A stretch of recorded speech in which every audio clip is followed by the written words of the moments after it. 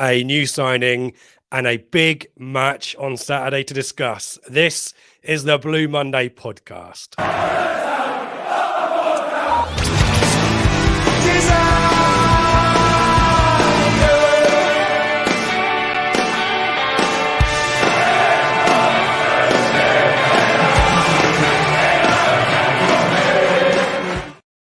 Hello and welcome to the Blue Monday podcast discussing Ipswich Town up or down since 2015. I'm Richard Woodard and this is the Prematch Show brought to you in partnership with our friends at the Greyhound Pub in Ipswich. You can catch us every week live on YouTube video. We're also on Facebook video and Twitter as well.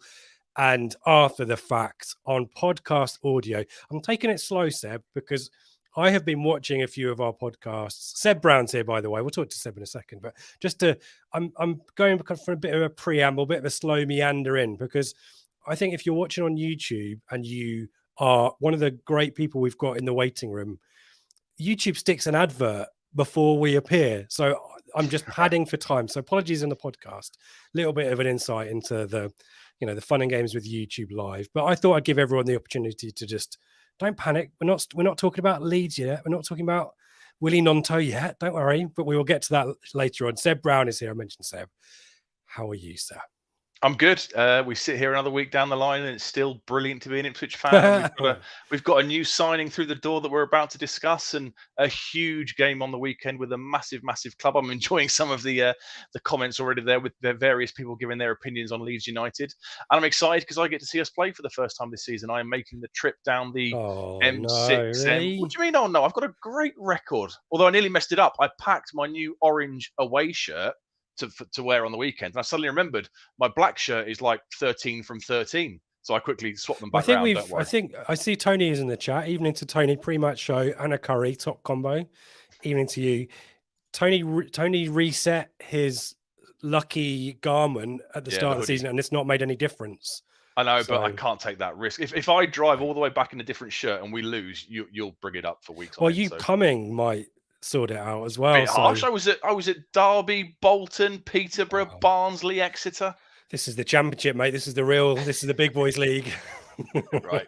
I'll just stay home then. Don't worry about it. Enjoy it, everyone. Have a great time. There's your pre-match analysis.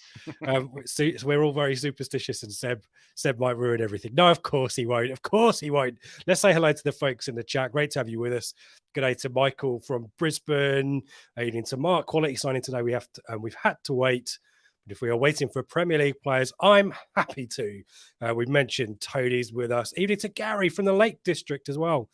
Somewhere I bloody love as well. Back home, you're going to be racing Seb down the M6 and the A14 all the way. Loving that. Leigh's with us. Matt's with us as well. Evening to Rob. Evening to Leigh. Find it hard to get excited about loan signings these days, although Hurst turned out all right. Neil is with us. Skip is with us. Ashley's with us. You're doing... well, Ashley, Neil, minutes silence for Greg Leigh tonight. I am really sad about Greg Leigh's departure. We will talk about that in a second, but respect needs to be given to Greg Leigh, and Seb didn't do it nearly enough justice when we were doing the preamble in the green room. I'm just slagging you off tonight. So there'll be about 10 minutes of Greg Leigh tributes, Neil, later on.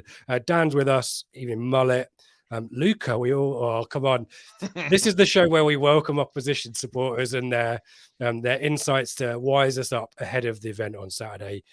Luke's here. A lot of good people here. Thank you, everyone. Bluey, sad to see Greg go, but right decision for both. What is going to be Brandon's best position? We'll talk more about that shortly. A lot of love for Leeds in the chat, even to Seabass as well. Marty, Norman, surely Seb should be wearing his losing bet t-shirt every week to keep the run going. I quite agree. So thank you everyone for joining us. And if you're a Leeds fan as well, we are pleasant and nice as always. It could still be fun. This you will not win. No, that's top trumps, isn't it? Worth adding our caveat earlier, and I think this is going to be a recurring thing, but even more so for big clubs in the Championship. We are Ipswich Town fans. We've done as much research as we can magically fit into the hours of the day, but I'm sure we will go wrong. So please don't take it personally. Please correct us in the comments or in the chat as well. We are here to educate ourselves. So yeah, please help us out in that respect, but we will do our very best. and we've got plenty of insights, and there's plenty going on at Leeds as always. So we'll be bringing people up to speed on that. Let's start with the news, and let's start with the new signing, Seb. Exciting stuff whenever there's someone puts pen to paper, and we get to use the kind of pen emoji, and the club get to put some stuff out, like some dramatic videos and all that kind of stuff. An interview, he's got. I love how people. I think Ben did it on his Twitter, comparing this big photo with him with a flag to Graham Souness with Galatasaray. So. Is he going to plant a flag in the centre circle at Carrow Road? Yeah, that would be amazing. No, I think it's a great signing. Obviously, Brandon Williams has joined us on a season-long loan from Man United. He can play left back. He can play right back. If you've watched his interview with the club, it's quite interesting. He started off as a right back, and a certain coach switched him over sides, and that coach was one Mr. Kieran McKenna. So obviously, McKenna's worked with him at both United. Needs. Exactly. He's worked with them at United youth level and first team level. And I think it's just another bit of added quality to the squad. He's flexible. He can cover a few positions. If you listen to McKenna's interview after he's joined, he's talking about, going either way on either foot, and he can kind of take people on and whip crosses in. And he's an exciting player. It'll annoy that lot up the road a little bit, which I'm always for, obviously. And I think it ticks an awful lot of boxes. It's been a while, hasn't it? Was Hutchison our last signing? It's been a good month, hasn't it? Yeah, I think so. Yeah, it's been about a month, hasn't it? So I think it's a great signing. Excited, ready to go. He's not played a lot of football, but he did go on United's pre-season tour and featured against Arsenal and Real Madrid. So I think he is pretty much ready to go. I'm not entirely sure he'll start on the weekend. It'll depend on the right back situation that we will discuss at some point in the chat. But yeah, another quality signing to add quality to the squad already, and yeah, ticks all round. And I like the flexibility there as well. I think that's yeah, I think that works in his favour. And you don't know where notionally he comes in for competition at the left back spot because of Greg Leigh departing, but we know he can play on the right hand side, and it might be that he's competition not only for Clark but maybe for Wes Burns as well. You can push him up a little bit as well. So yeah, that Kieran McKenna knowledge is really useful, isn't it? And also, Seb, we obviously.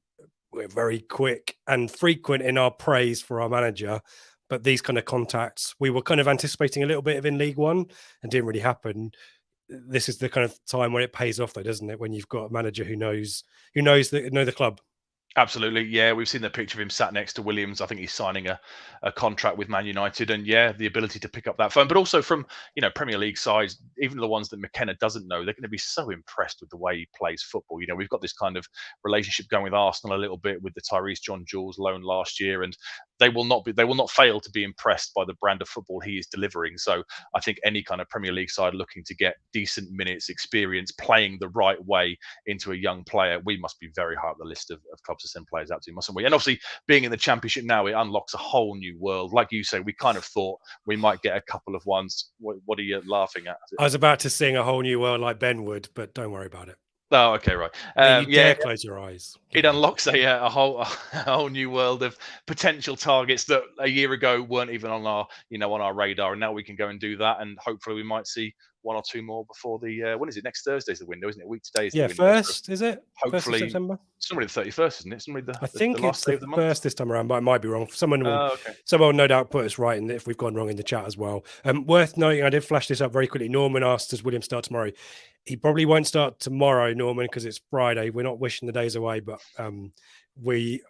your thoughts, he'll probably be a bench, won't he? It depends on Clark, doesn't it? And Donassi. And obviously Donassi went off injured. Clark has this Achilles issue that's being managed. He probably played more than they would have wanted him to last week. So I assume if Clark is okay, Williams is on the bench, and then you start him in midweek against Reading to get some minutes in the legs, don't you? Yeah, and Louis is saying the thing that we're all thinking about. We know that player trading is going to become an important thing. Ideally, everyone gets promoted to the Premier League together, McKenna, Leaf, Davis and all, but Louis' point here, potentially left back next year if we lose Leaf. There has to be a little bit of forward planning, doesn't there? Maybe that's part of this. We have got a question, I think it's from Charlie, about whether there's an option to buy. He's heard different versions. It depends what you read. The Athletic are reporting yes, but obviously Phil at TWCD is saying no. So there's a bit of confusion around it. I think he's going into the last year of his contract with United, but they've got an option. So you would assume if he does well, they would trigger that to get a fee. I mean, his wages are going to be pretty high. I'd imagine, being a relatively highly prospect a Premier League club. So there will be issues around signing him permanently. But let's not get too ahead of ourselves. Let's see how he gets on, and see. Hopefully he can make an impact, and we can look to maybe do something in January. Yeah, I mean, as he said in his interview as well, he's got to get into the team first. He's expecting to come play games, but yeah, I mean, that there might be some circumstances that may make that easier for him, given we know there's a few doubts about our right-sided defenders. So we shall see. Gary mentions Brad's as he's known. Is he known by? Is Brad's just in your household, Gary, or is this something we can all call him? K-Mac has stayed in touch with him. Yeah, that's the kind of stuff you'd expect from our manager as well, doesn't it? So we'll come back and talk about signings. Maybe I suspect we've done deadline day shows before, so we might come back and do that. If you want us to do deadline day stuff, it won't be with me because just to annoy Rich. I'm miserable. Well, yeah, I won't be on it, but that's fine. I'll email out a list of Blue Monday availability, and we'll make sure it's the day only Rich can do it. So. Well, that went up, and then that's a shame. Seabass original or Peter Andre / Jordan version of A Whole New World. Oh, blimey! Who's who? Who's Peter Andre and who's Jordan in our weird? Well, no. So there's the original from the film. Yeah. And then it was re-recorded when they were married. Peter Andre and Jordan did a cover album. It's awful, isn't it? Like, it's really even the auto tune can't save it. Yeah. So it's absolutely 100% the original. Thank you for asking, Seabass. We did it with the big issues, and Mullet is confirmed. Deadline day, 11 p.m. September 1st. There you go. That's Friday, isn't it? Okay. And Neil confirming our mate Fabrizio, who's all over Ipswich Town transfers these days, says an option to buy. So brands, not Brad's, brands. Gary's corrected it. So there you go. And Matt, I'm Team Rich, deadline day, massively overrated. Thank you, Matt. Let's move it on to, well, should we talk about Greg Leigh? I did say we were going to talk about Greg Leigh. Yeah. I am sad about this, not least because he made a contribution, maybe more so than most people expected when Leif Davis came in. I kind of felt really sorry for him in that situation. I'm sure the club told him there's a chance we bring in a more established starting left back, and therefore you'll start the season, but you might not finish it. And I kind of felt sorry for him because of that, because I think he deserved the opportunity. Obviously, great pedigree coming through at Man City, and he's struggled with injury, but worked his way back. Had a really good season with Morecambe, didn't he? Joins us, but at the very least, he's part of this great promotion team, isn't he? Made a real contribution, and probably the most significant contribution is helping us ensure that the Barnsley game was postponed due to international call-ups. Do you want to give us your take on Greg Leigh? Like you say, it's sad, isn't it? I guess this is now the world we live in. We cannot get too emotionally attached to players anymore, because player trading is going to be a thing in an effort to kind of bolster the squad and kind of circumvent the FFP kind of rules. When he came in, like you say, I'm sure they made it clear that they were looking for somebody else, but he was so crucial. That first 2 months, 6 weeks of the season, Davis was done at 70 minutes in both games, and we were really reliant, weren't we, on Greg Leigh coming in and kind of just not getting maybe as forward as much as Leif Davis, but really adding some solidarity and solidity. Brilliant in the air, and like you said, the contribution. When I was at Derby away, when he came in unexpectedly, he hadn't played, I don't think, for months at that point, and he was brilliant, did really, really well on the day. And then the Barnes, it was great that McKenna sort of brought him on at Oakwell that night, just to rub a little bit more salt in the wound and prove what a crucial player he was. And the club have put out lovely videos of him with the flags after Exeter, and celebrating with the team. And I think you put it in the Telegram group, most of the first 11, most of the squad are putting things on Instagram saying goodbye to him. So it shows how well liked and how well thought of he is around the club, and he will be a miss. I guess Carl Edwards will be next, and I'll probably feel a bit similar to how I feel about Greg Leigh now. I think this is something we have to get used to, and potentially in 12 months' time we might be sat here having lost a Wolfie, a Broadhead, a Davis. It's the world we now live in. We're going to have to get. We're all going to get promoted together. And well, that would be lovely. But equally, as Mark Ashton said, what took us there will not take us there. And unfortunately, this is one of the first casualties that's fallen by the wayside. Yeah. So wish him all the best. Hopefully, he goes and absolutely tears up League One with Oxford. Yeah, Matt, as Matt says, great player, great personality. Only issue was competing with Leif Davis for the starting position. Really wish him well for the future. Oxford have done really well there. Rob, similar. Good luck to him at Oxford. They're getting a good team together. And have to say, if I was to pick a team in League One to go to, it's unlikely that maybe he goes to a Derby or a Bolton, perhaps. Oxford under Liam Manning, really great start, really great coaching team, obviously well known to the people at ITFC as well. So that's a really, it's a squad, a team where he's got a good chance of going straight in and staking an immediate claim for that starting position as well, isn't it? So we really wish him well, and we salute you, Greg. Yeah, don't says Neil. You're wishing players away already. Mullet, we've already lost Raheem Harper. Surely we are all player of the season. We should say Mullet, player of the year, Raheem Harper. Yeah, and John the misery. We're gonna have to get used to some of our favorite. No, never. I shall not allow it. John, good to have you with us, by the way, as well. Norman's still numb from drinking going. Let's move it on to more positive, uplifting things. Obviously, we've talked about our friends at Town Fans Supporting Food Banks before. It's obviously a bit of a sad situation in society that groups like this are needed, but nevertheless, they are harnessing the positivity and the power of football supporters, aren't they, Seb, for great things. I'll put some images up. Would you want to give us the bits and pieces about how folk can get involved? Yeah, so it's the first one of the Town Fans Supporting Food Bank collections this weekend. You can meet them in the fan zone and at Sir Bobby as well. It's a brilliant cause, and it shows how much good football can do when people kind of pull together. If you go to @ITFC_FSF on X or Twitter, if that's what you still call it, like I do, they've got it's what it's called now. It's called X, isn't it? Yeah, but don't call it that. Oh, sorry. All right, Twitter. You can go there. You've rebranded it, you fool. I won't do the next line. They've got a list of items to bring. It's a great cause. If you can help out, please do. And I'm sure there'll be many more throughout the season. So yeah, kudos to the guys doing that. Fair play. It's a really, really worthy cause. Yeah, worth adding as well. I think the guys accept financial donations as well if you're unable to make it with food stuffs, and also another valuable thing is people's time as well. So if you want to volunteer, as Seb says, go and message them on social media, as Seb, at ITFC_FSF. I think they're on Insta and Facebook as well. Go and check them out. But if you want to volunteer your time, that would be massively appreciated. For those of you listening on the podcast, a few of the examples of, well, I'll list them out, shall I? The things they want: in demand, chunky soup, tinned peas, sweet corn, carrots, etc. Tinned rice. It's pudding, basically long life items is ideal for them. Stuff that's not going to tomatoes, dry instant mashed potatoes, toiletries, warm clothes as well, ready meals, cereals, Kellogg's variety packs. There you go. I haven't had a variety pack in forever. So yeah, do support ITFC Fans Supporting Food Banks. Various locations around Portman Road, not least the Sir Bobby Robson statue in the fan zone, and they will be there, as we say, from 12:30. Is it, Seb? 12:30, I think it is. Good stuff. Finally, before we start talking about Leeds, ITFC women got their season up and running with a victory in the league. They are now in cup action at home at the AGL Arena on Sunday against Billericay Town, who had a stonking 6-0 win away at Plymouth, including 4 goals and an assist for ex-ITFC forward Maddie Biggs. So she'll be chomping at the bit, I'm sure, to make a statement on Sunday. But this is the determining round of the FA Women's National League Cup.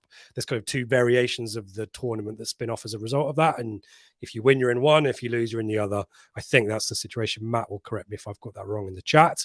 But do get down to the AG Arena. We keep talking about the goodwill off the back of the Lionesses and the great tournament they had at the World Cup, just falling short, obviously, of winning the whole thing.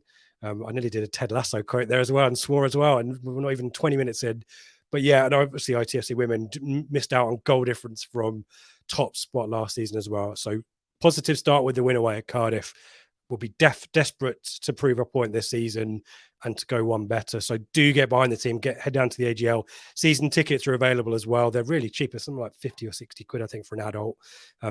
Nothing for kids. Well, I think there is a financial value for kids, but it's basically as good as nothing. So get down there. I will be banging the drum in more ways than one on Sunday. So, that's worth the admission fee alone, isn't it? There we go. Stephen, hello guys. Hope you are well. The mighty so-called Leeds this weekend. Really excited news sending from Man United. Happy days at town. And at home, it's 30 days till the birth of my... Oh, Stephen. Brilliant. Congratulations. Yeah, that'll be... Yeah, good stuff. It's called a Rover Metro now. Evening to Anthony. And yes, Matt has confirmed winner goes into the FAWNL Cup and lose a place for a plate. It sounds like bullseye, doesn't it? You could win a caravan or you could win a plate. No, it's not like that at all. Let's talk about Leeds. We've got to go there, Seb. And as always, we kind of did it last week looking for narrative with QPR. Ironically, it's kind of a similar situation, or coincidentally similar at Leeds as well. Obviously, Premier League until very recently. But there's always something going on at Leeds, isn't there? It's very rare that there is not something afoot in the background. And we've got managerial stuff prior to the new boss coming in. We've got players refusing to play. We've got takeovers. Where do we start, Seb? Do you want to tell us where they ended last season first and foremost, and then we'll get into all the craziness that's followed? Yeah, so obviously relegated from the Premier League last year. They finished 19th on 31 points. They go down with a whimper. They only were 1 point from the last 5 games, despite Big Sam going in there and saying that Klopp and Guardiola couldn't hold a candle to him, or whatever it was he said. They only won 7 games all season. They conceded 78 goals on their way to relegation. I remember the year before under Bielsa, they conceded a hell of a lot of goals, and they just simply couldn't fix that. And if you're averaging over 2 goals a game conceded, then you're going to get relegated. Let's be honest. They have a. You're gonna get lied to? Yeah, it was. I was trying to, they had a splurge on transfers, 130 million quid spent, but he loses his 2 most. This is Jesse March, by the way. He's appointed to keep them up at the end of the 2021-2022 season. He goes into the summer and he loses his 2 best players in Rafinha, who goes to Barcelona, and Calvin Phillips, who goes to Man City and plays about 3 minutes worth of football in an entire season.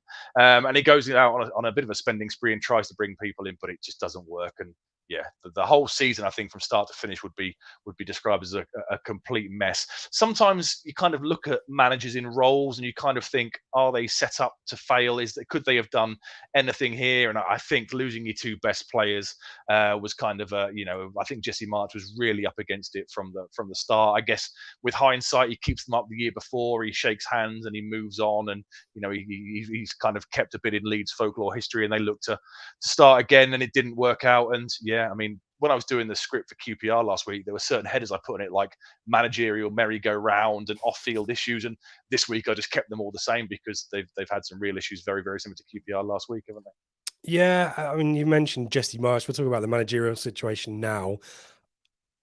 There are, as you said, there are sometimes there's a neutral where you look at a club and the man in the dugout and you go, I just don't get that. Yeah. It doesn't feel like a fit. And you're right. Jesse Marsh had some really great moments, didn't he, in that season? I think the Wolves away victory, did they win that 4-3 or something like that? They were trying to remember. They had a massive comeback, didn't they, in that season that kept them up. I think it was a 4-3 win. They were something like crazy amount of goals down and came back to get at least a point, maybe all 3. And you kind of think, great, he's kind of galvanized the team. And you can imagine from, he's a very personable American coach, that kind of galvanizing short-term effect, I can totally understand. And then clubs often do this, don't they? They recruit a manager for a very short-term reason. Yep. They do the job, and then, as you say, rather than go, great, thanks very much, we part on good terms, they give him the job. It just was never going to work. I just couldn't, even if you give him the 130 million quid to spend, I just didn't see a situation where Jesse March for the second season as a success at Leeds. And then what's worse, Seb, is then all of the chaos that follows his departure. If you're going to sack him, have a strategy to bring someone in. And there's 3 managers who end up managing them for the rest of the season, aren't there? It's crazy. Yeah, they had 4 managers last season. So Jesse March lasts till about February time. He does 19 games, so roughly half the season. He is then let go, and Michael Scaballa comes in, who was one of the assistant coaches. He takes over for 3 games.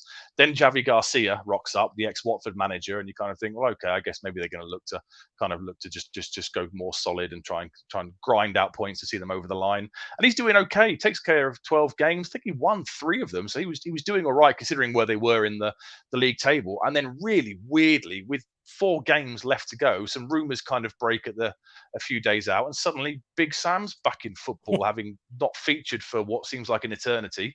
And he's kind of got 4 games. I think one was against Man City, if I remember rightly. One was against Newcastle, West Ham, and somebody else. And they're kind of thinking, okay, well, it's obviously just a complete shock tactic for the squad to try and get them galvanised and get them over the line. And it doesn't work out at all, does it? Any club that has 4 managers in one season season is really, really obviously going to struggle. And I've got a quiz question for you because I know you love these when I throw team selections at you and stuff like that. In the last 10 years, how many managers do you reckon Leeds have had? Oh, wow. So that's... So going back to 2013. I mean, I'd guess... Permanent or including caretaker, you can do either. I guess I'd double it. Is it like 2 a year or something like that? That would be my guess. It's 15 permanent managers and 3 caretaker Oh, managers. not too far. Crazy. And when you consider Bielsa was there for 3 years, I think, was it? That makes the turnover even more crazy. Yeah, I mean, it's at times it's been it's a huge club. We cannot get away with that. I know people have got comments on them and thoughts on Leeds, but they are an absolutely massive club. But sometimes some of the stuff they do is absolutely crazy, isn't it? Yeah, and I feel, it feels like a new Blue Monday feature. You know, play your cards right, higher or lower than a Leeds, higher or lower than a Leeds. Watford, Yeah. what are you going to give me? So yeah, Watford is setting the benchmark there. But as you say, you know, we always recite Harry from Bath, our great mate Harry from Bath. Owners relegate clubs, and you kind of feel last season it's kind of one for the ownership to take responsibility for. And I mean, they are ultimately culpable here and are in the slow process of being removed from custodianship of the club, aren't they? Because takeover happened. Or So partial takeover, right? Yeah, the 49ers Enterprises had 44% of the club already going into the summer, but it's announced pretty swiftly after the relegation that Radrizzani is looking to move on and sell his shares for a complete takeover to the 49ers. And it just seems to take forever to get done. And I think that's why they're now playing catch up, obviously, because the takeover, I think, was announced they get relegated on the 28th of May. Big Sam leaves 3 or 4 days later. And then on the 9th of June, they announced that the sale is going to go through. And obviously, it's awaiting EFL approval. And then nothing, it just gets stuck until the 17th of July. So you're talking, 5-6 weeks at your most crucial time of the season. They've kind of identified Farke as the one they want to go for, but they don't really make an appointment. He joins just before. He points on the 4th because they're 2 days out from pre-season training. And you've lost 5 weeks of your summer transfer window when you should be working on individual player fitness programs, identifying players to come in, shipping out the people you don't want. And it's just left them playing catch up massively. And they're kind of in a catch-22 now, because we'll come on to the recruitment in a minute. They've got a week and a day or 8 days left now of the window, and they need it to stay open because they need bodies to come in, but they need it to close because they need some sort of idea of who's going to be left in the building at the end of it. So yeah, not and I'm just ticking them all off tonight. 2 in a row. Not an ideal, not a happy home life, I would suggest. Oh, 3. That was epic, Seb. Congratulations. That is the best contribution I think you've ever made. Brilliant. Podcast. Thanks. I love Never mind the hours of research. Well, no, Thanks. that was research. That was well researched as well, wasn't it? Yeah. The managerial situation is it's a farce with Farke, isn't it? Because you've got within a month of the season starting, and only then do you announce the manager. 2 days before pre-season he comes in. That's 2 nuts, days, isn't it? You'd have, I guess, we may have had a similar situation, the opposite situation with Game Changer and Paul Cook, didn't we? That was a brewing in the background. It wasn't confirmed until March, April time, but we just sacked Paul Lambert, or Marcus Evans had just sacked Paul Lambert. And it's kind of like, well, this is the way I'm thinking. Do you kind of agree on the basis that in a few months' time you will be in charge? And I guess that was the type of conversation that was had. And I guess on paper, if Cook had worked out, that's a great situation. Obviously it didn't, but you'd rather have someone in charge, at least a bit of continuity, than have no one. So yeah, really messy there. And as you say, playing catch up, we know that Farke, when he came into Norwich, there was a bit of a slow burn, wasn't there? And maybe Leeds eventually will, click. And there's some signs that stuff is starting to click, but there's so much going against them and this season, and other teams starting really well, Ipswich, that, there's a point where maybe you're off it and you're reliant on an Ipswich-esque end of last season kind of run and another team dropping away to be able to get into the autos or even the playoffs. Dare I say, do you remember in 2002, 2003, we were relegated from the Premier League, and obviously we didn't have any managerial upheaval because Burley stayed on, but our start was so poor, wasn't it? We were playing catch up from sort of September, October onwards, and we could never get going enough to catch the chasing pack. As we found out in League One a couple of years on the bounce, when you're chasing down sides that win every single week, it can be very, very difficult to claw your way up the table. Should we deal with Farke very quickly? It's a name that's going to be familiar to a lot of Ipswich Town fans, obviously because of his connections with them lot, where he was frankly pretty successful Interesting that we've got 2 home games in the Championship, and both have got ex-Norwich managers in the dugout. I'm sure the North Stand will welcome him with the same serenade they gave to Alex Neil a few weeks ago. Yeah, like I say, he was appointed on the eve of pre-season, signed a 4-year deal. So it's a bit of a vote of confidence from Leeds, given how much they've spent in the past in managerial compensation for sackings. They're clearly willing to back him, hoping he can build something there. We know him best from his time up the road, obviously, the promotion. Did they win the title both occasions, 2019 and 2021? I think they did, didn't they?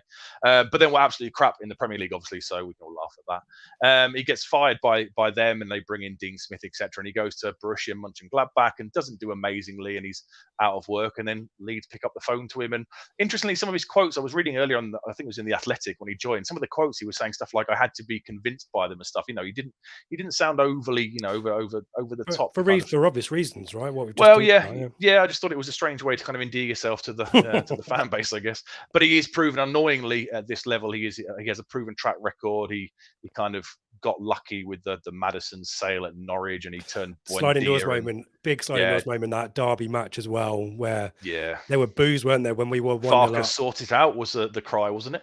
Yeah. But annoyingly, they then go and win the league, and a crap in the Premier League, win the league again, and two thoughts on, one thought on Farke and one thought on Borussia Mönchengladbach. The first is there ever been a man whose appearance and voice don't fit together more than Daniel Farke, or don't fit, as the case may be? Very, very soft. My guys.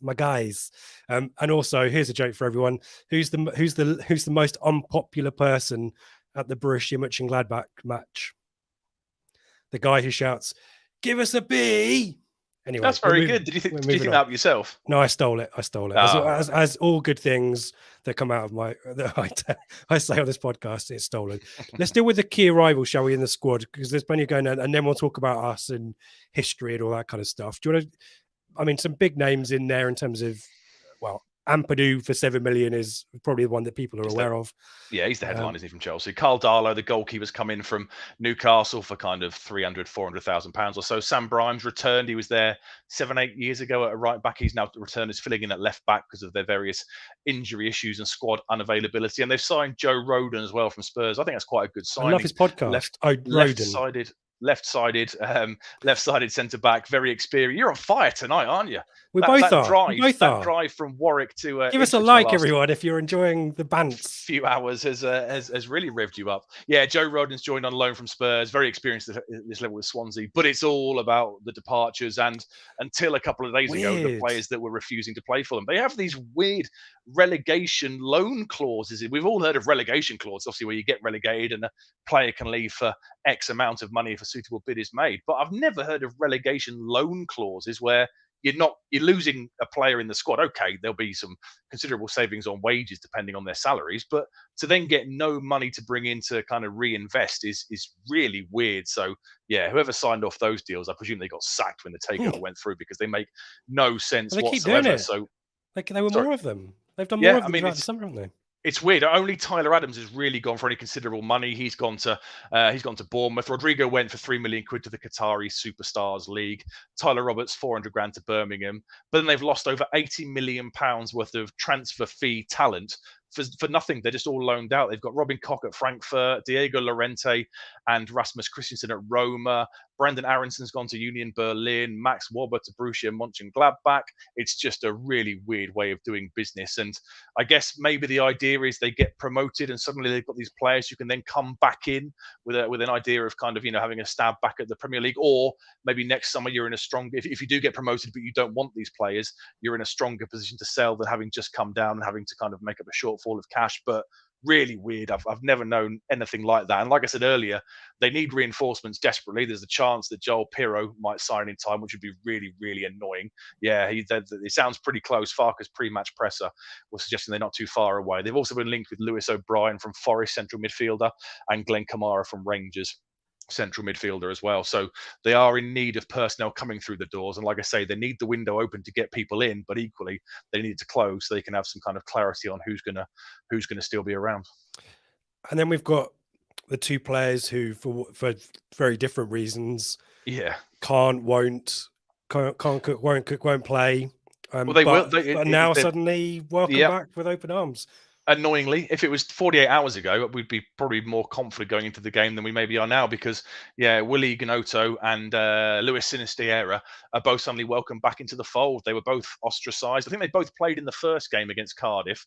They then kind of make themselves unavailable. Willie wanted to go to the Premier League. I think Everton were kind of flirting with him all summer, and Leeds kind of dug their heels in and said, "You haven't got a relegation release clause. You haven't got a weird relegation loan clause, so you're not going anywhere." And he spat his dummy out and made himself unavailable to play. But just like with Todd Cantwell and Emi Buendia, Farke's kind of managed to bring them back into the main group. Hey guys, my guys, you got to be my guys. It would be really annoying if they turn out to be quite big players for them this season. Sinisterra was linked with Brentford. Both players can play in either wide position, kind of a wide forward, or Notto can go through the middle as well. But they're suddenly back in the group, and the press conference today says they're kind of almost ready to go. And I'd be surprised if they both start, because that does send out a bit of a message to the rest of the squad if they suddenly come back into the side. But I would certainly expect them to be on the bench. They've struggled to fill the bench in the first 3 league games this season. I think they only had 7 against West Brom and 8 against Birmingham. So they have been in need of extra personnel in and around the squad, and I guess those two will come back in and be bench options, which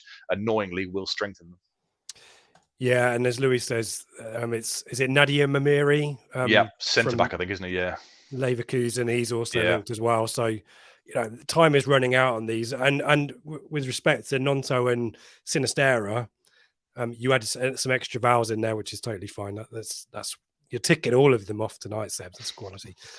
I know that they've had match action during the season, but there's a lot of psychology, around the squad, and obviously the fans as well. There were some protests, and Nonto's only 19. You can forgive him a little bit of impetuousness, maybe poor advice, but he's now back into the fold, isn't he? But you don't flick your fingers and resolve some unsettled members of the squad straight away, do you? Yeah, the players have to work hard and win it back. How would you feel if this was flip reversed? If we'd come down and, let's say, I don't know, pick two, Nathan Broadhead and Sam Morsey. They never ever would, obviously. But if two, pretty important players suddenly go to the boss and say, I want to leave, I don't want to play. How would you feel about it if they were welcomed back as a fan on the stands? Would you take into consideration their age? Would you think they were poorly advised? What would your views on the situation be? I think personally, I try to figure out the situation that they're facing themselves as well, because we always assume footballers cynical, money grabbers, etc.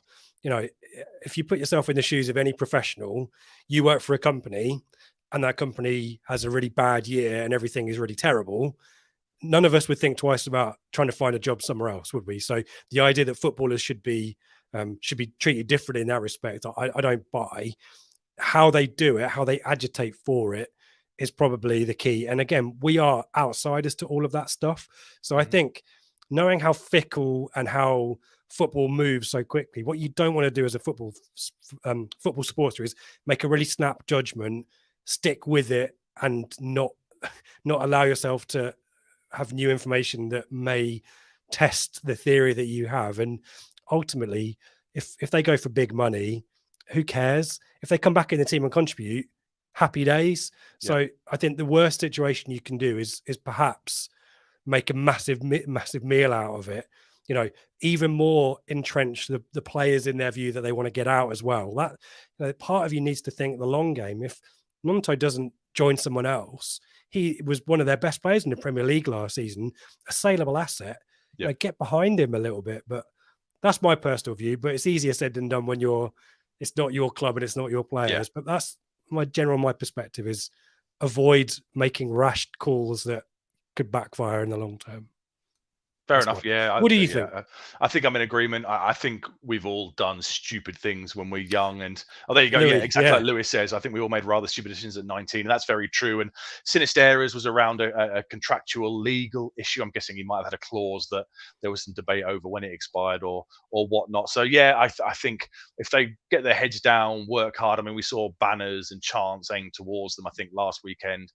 If they can get their heads down, work hard, reinvigorate themselves with the squad, that's probably the best way to go about getting a move. Throwing your toys out the pram isn't going to work at all, is it? Especially at a big club like Leeds with such a big, passionate fan base. Yeah. And David, thank you as always for your support of the podcast via the super sticker. We appreciate you. We appreciate that support. If you want to do likewise, if you're watching on YouTube, there is a button in the super chat to do that. Otherwise, a thumbs up is massively appreciated as always. And if you haven't subscribed yet, subscribe. All this content, pre and post match, available in your YouTube feed every single week and more. Besides as well, including combined 11s. We did a combined 11 Ipswich Leeds, much more difficult than people think. And a lot of people reminding us of players from perhaps bygone eras. We were trying to entice younger viewers, and so therefore didn't mention the likes of Rod Belfit. Is that a name that means anything to you, Seb? No. There you go. Case closed. I am far younger than you, though. Of course. Yeah, definitely. Let's finish in terms of Leeds, style of play, formation. Evening to Michael, Virginia, USA. Great to have you with us. If you're watching internationally like Michael, let us know. We always appreciate our international listeners, especially those down under as well. Team Australia, we love you guys. We know what Farke teams are about, don't we? Yeah. It's likely to be a 4 at the back as well. Possession, high press. Yeah. That's basically the gist of it, isn't it? And there are some players in this squad. We've talked about the signings.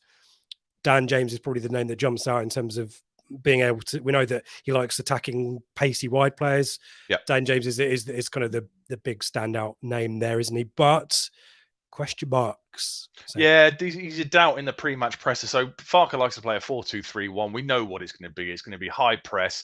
A striker like with Pookie, who is just running the channels, running around like a headless chicken all game.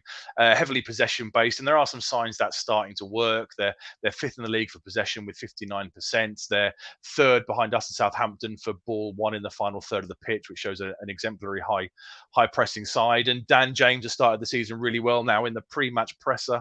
Farke kind of hinted and said he's got an abductor issue, so there's a chance he might not feature. He's a bit of a doubt. That would be a plus. He looked pretty decent against West Brom. They drew 1-1 with West Brom last Friday night under the lights on Sky Sports at Ellen Road, and he did look pretty good. He gets an assist for Luke Ayling's goal, and he's kind of started the season very, very strongly. But yeah, we, like you say, we know what Farke's going to want. And do you think it's a good time to play them? It would have been a better time to play them without these two lads who've come back in, obviously.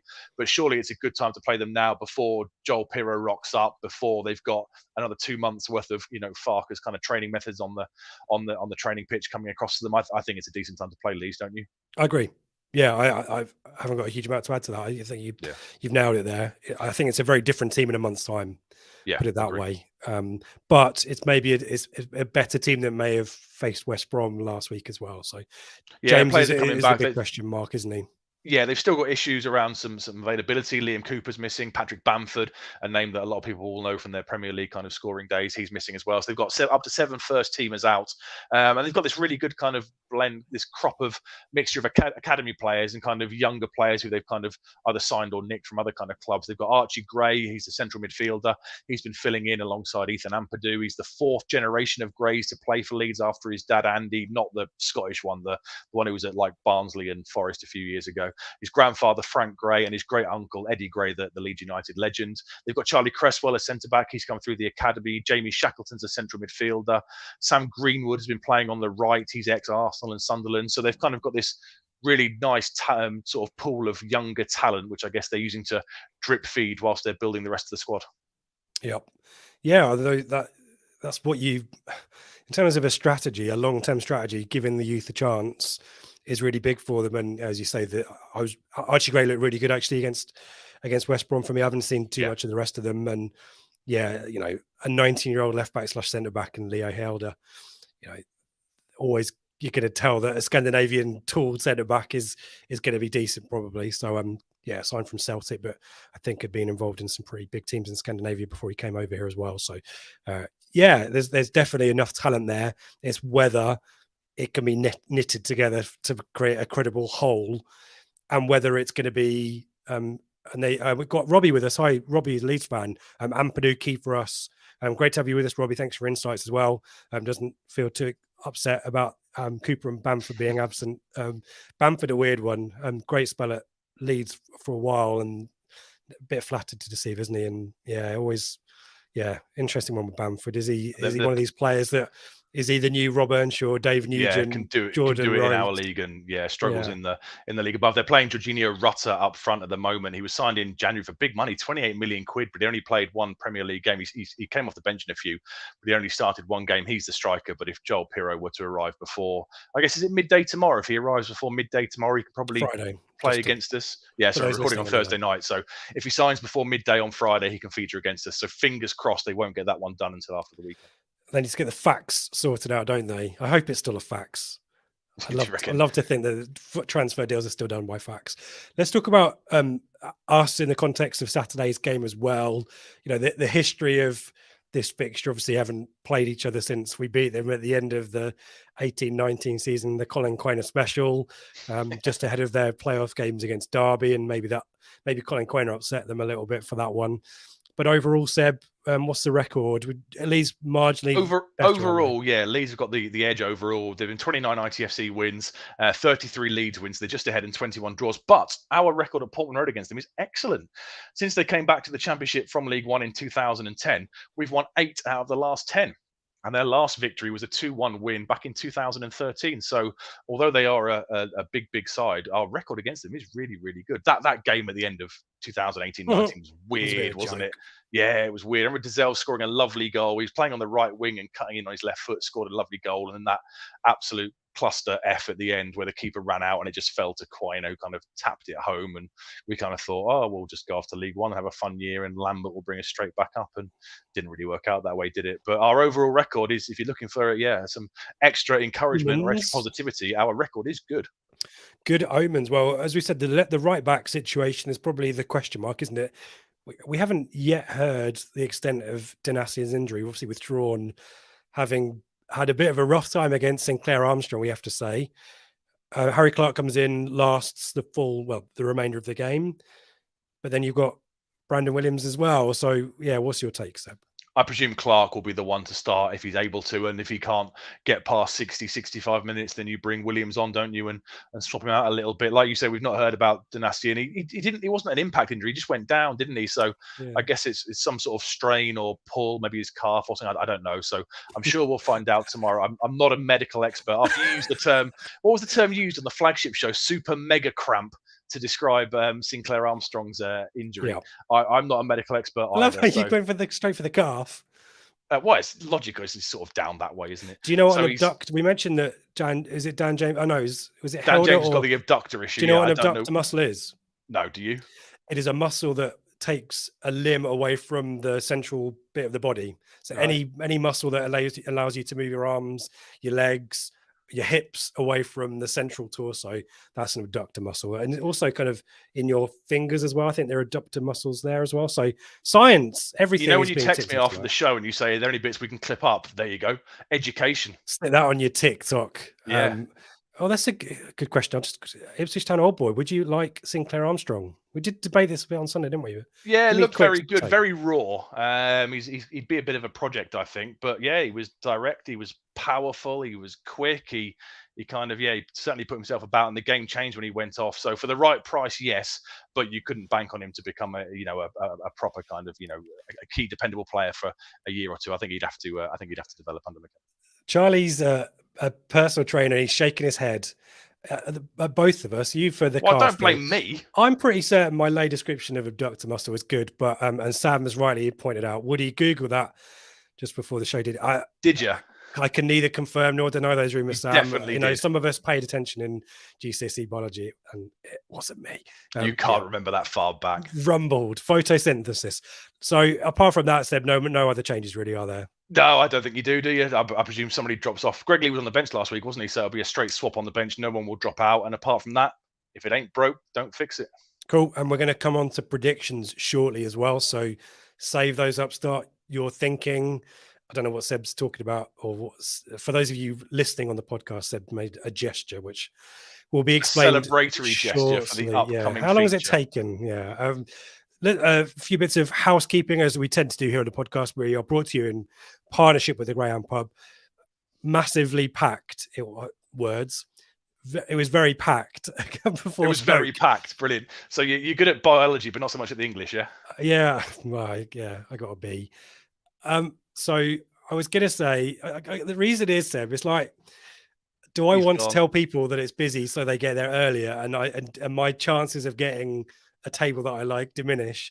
Or do I just say, the Greyhound's great, maybe see you there? So it's brilliant. Make sure you come along. It opens at midday. There you go. Opens at midday. There you go. Yes, I feel bad now doing that. No, come on down to the Greyhound and we'll be there. Merch store, Telegram, as always, linked on our website, bluemonday.itfc.co.uk. Also, all the pod feeds and stuff are there as well. And we mentioned it on Sunday. I haven't got any more details. We're still in negotiations with all the good people at ITFC. But Blue Monday Live, we did an event last November in Portman Road. We have been allowed to return, and we will do so on Saturday, October the 7th, after Preston. So do join us after the 1-1 draw with Preston for Blue Monday Live at Portman Road. We've got history, unfortunately, so that's why I mentioned it. Yeah. I'll get it out of the way early. But it'd be great to see lots of people in person. We've got plenty of interactive stuff and plenty of football chat and some guests as well. Sue Cook, TBC. But yeah, it'd be great to see plenty of you there after the game, and just great to meet everyone in person in 3D as well. So put some faces to names and all that kind of stuff. So do join us October the 7th. We'll have ticket details soon. And Flagship will return on Sunday as well to talk about Leeds after the fact. Do join us live Sunday, 8 p.m. here and on podcast afterwards. And leave us a review if you're listening to the podcast. We do give a lot of attention to YouTube and live chats and all that kind of stuff, but we do appreciate our loyal podcast audience as well. So we appreciate you there. Do give us a thumbs up and a subscribe here on YouTube, but give us a podcast review as well. We do love to read those too. Let's do predictions, shall we?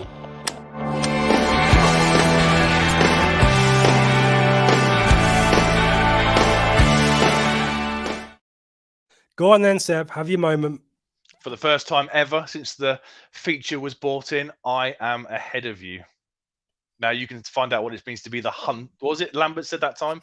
It's better to be the hunters than the hunt. I can't remember what crap he came out with. Either way, I'm winning on this feature. That's the important thing. So Seb has a 3-point lead overall on rounds. Do you remember when you were crap? You made me introduce the rounds thing as well as another metric to win by. Yeah. Like when Craig introduced points per game or something nonsense like that. So we're all square on rounds. We've all, including our good mate Ed on Telegram, who is but I'm winning on the important one. But on points. Yeah. Seb's in the lead because he had to be fair, you predicted ITFC spot on, didn't you? Yeah. So fair play to you. You also got another T-shirt designs for Rich will be if you want to tweet me and give me ideas already, I'm more than happy to take that in now and build something. Yeah, just a reminder, the season ends in May. Well, you also got Swansea 1, Coventry 1 spot on as well. So your two favourite sides let you down.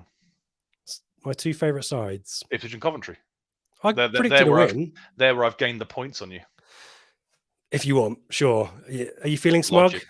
Science. Right. Let's see how you'll get on this week. And what I would say is, if everyone's feeling all very happy and lovey-dovey about Seb's situation for once he's able to be smug about predictions, Seb is predicting Ipswich to draw this weekend, along with Ed, actually. I'm the only one. So sack Seb for being disloyal, there's the L, against Leeds, and for joining in a humour that excludes his employer. Brilliant, right. There's some interesting games this week. Yeah. Not least Birmingham v Plymouth, because I went with Plymouth last week, didn't I? And they let me down. But Birmingham, Birmingham have had a really great start to the season, haven't they, Seb?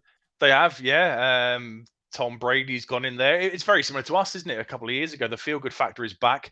I guess they're going to fix St Andrews because it looks like a building site at the moment. So, yeah, they're riding the crest of a wave, and I think that'll continue at home to Plymouth on the weekend. They're doing well. Yep. Coventry, Sunderland, the matchup of playoff losing teams from last season. Sunderland off the mark finally, but a little bit hit and miss. Same with Coventry, Seb. You're kind of hedging your bets with a 1-1 draw. That's why I've gone for the draw. Yeah, both sides are kind of flat to deceive a little bit so far this season, so I played it safe and went for the 1-1. Fair dues. Millwall v Stoke. Also similarly difficult to call that one as well. Millwall, I was expecting to do well last week, and they didn't. Well, no, I didn't. I expected them to lose to Norwich the week before. I'm worried about Millwall. I think there might be a little bit of struggle there at Mill if they don't get some players in. Yeah, Stoke, really good win against Watford, bounced back, didn't they? Yep. Positive from them. Southampton v QPR. I'm going for a 1-0 kind of repeat of our win for Southampton against Ainsworth's QPR. But otherwise, Seb, it's not. I said there's some interesting fixtures. It's not a vintage week, is it? I think West Brom Middlesbrough is an interesting game because Okay. Middlesbrough haven't got going at all, have they? West Brom, I think, were quite fortunate to get that point last weekend against Leeds. The goal they scored was a handball. In the Premier League, it's chalked off with VAR. So I think that's quite an interesting one because Middlesbrough have lost a lot of players, haven't they, in this summer window? And they've signed a lot, but they've lost some quality up front. They need to get going because we know how hard it is to play catch up. Talk to us about Ipswich Leeds then. You are going for the draw. I am. You've gone for the draw. You said kind of 48 hours ago earlier. It was 48 hours. I did, spoiler alert, a peek behind the curtain. I did the script yesterday and I put a 1-0 Ipswich Town win. And I just think these two people coming back in to the squad, maybe not the first 11, the possibility of Joel Pirro signing before the game, I just think I can see it being relatively high scoring and entertaining. I mean, Leeds have conceded 2 goals per game, I think, since they came back down, or just under. Maybe I think they've conceded 2 twice and maybe 1 once. So I just think it'll be an entertaining 2-2 draw, and I don't think that's not that bad a result against one of the big boys. If you'd have said to us by the end of August, you'll be on, what will it be, 10 points from the first 4 games, we'd have absolutely snapped your hand off. So I don't think that's a disappointing one. But you're confident. You think the win's going to continue, don't you? Yeah, only because I think there is momentum in Ipswich's favour.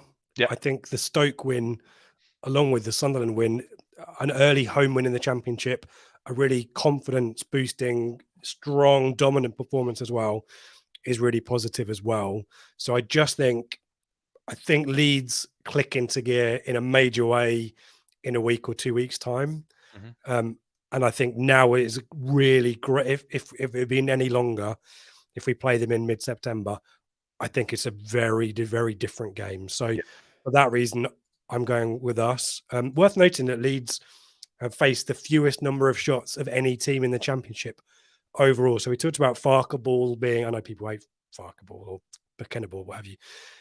Farke's style of play, we know, is quite attacking, which invariably leads them to be quite open. But actually, defensively, he's addressed some of that. And the fewest shots faced by any team in the Championship so far this season. So on average, 7 shots per game. So defensively will be tight. But I just think we've got enough about us. It will be interesting to see if Leeds bring in reinforcements before Saturday. But Ed, joining you on a draw as well. 1-1 is Ed's prediction. We'll come back and see how we got on next week. But let's see what the folks in the chat have to say. What a lot of conversation going on here. What have we got? I wonder if excitement has been tempered a little bit. There were a lot of 3-0 and 4-1s and 4-0s last week against QPR, weren't there, in the chat? I think there still is. We've got a 2-1 from Philip. We've got a 3-0 from Leigh. Another Leigh says room 101 will be back in no time. He'll never bring it back. He'll never bring it back. I think, there. Always in my back pocket, Leigh, if I need it. So that we'll, and I press all the buttons, so I can basically do whatever I want, which is great. So I'll keep with it. I kept with it last season. It's early days. Nothing's won or lost in August. I didn't mention anything. It's you bringing it up. I'm just answering the mind games. Got him right where I want him. 2-0 to the Blue RBBA. 3-0 says Gary. What else we've got? 3-1. There's a lot of confidence here. Seb, too much maybe. Nikolai goes for a 3-2. That's goal fest. Colin's going for a 2-0. Mullet 4-0. There you go. Never play a board game with Rich. I make the rules. Horseholder, I reckon it'll be something silly. Either 5-0 or a 3-0 loss he's going for. Leigh going for, got a sneaky suspicion will drop points. He's going for a 1-1. David Bergen's going for a 1-1 as well. 1-2. I've got a bad feeling, says Rob. Hope I'm wrong. 2-2 says Stuart. 3-1 says Skip. So plenty of spread here. Abdul's going for a 2-1. Leeds, but I want Leeds to 2-1 says Seabass. 3-0 says ITFC #mad. 3-0 statement win. Matt's going for a 3-1. Colin's even given a prediction for Norwich. I think that's who you mean by Scum, Colin. 2-2 draw there. Never back Norwich. Well, we did last week and turned out to be right. Ashley's going for a 2-1. Gary's going for a 1-1. So there's plenty of spread there, as we say, and some punchy, chunky 3-1s in there. John's got a 2-1 Hurst at the double. We love the working. We love it when people share their working. So thank you for that, John. We will come back next week and see how everyone got on, shall we? Yeah, let's do some music.